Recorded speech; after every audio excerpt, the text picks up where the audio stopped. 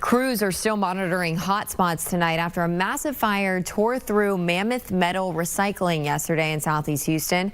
The flames swallowed a football field-sized pile of tires and debris.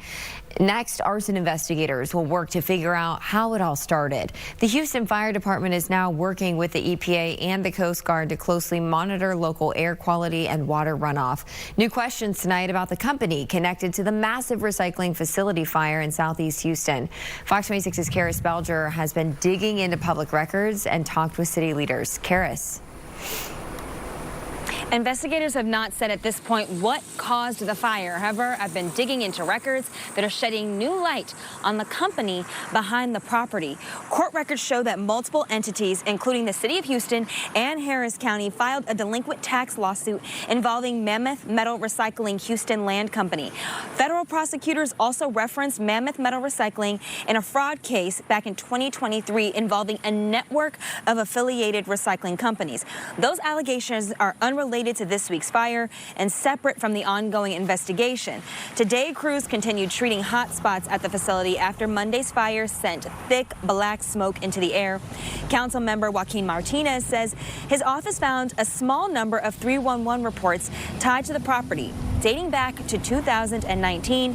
He says one fire complaint in May resulted in a citation. And Martinez also says the facility's location may have contributed to it receiving less attention over the years.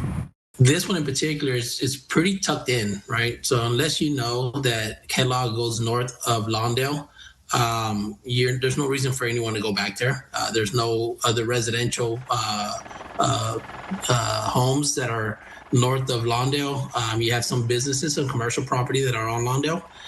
So it does become almost like a out of sight, out of mind for everyone, I would say.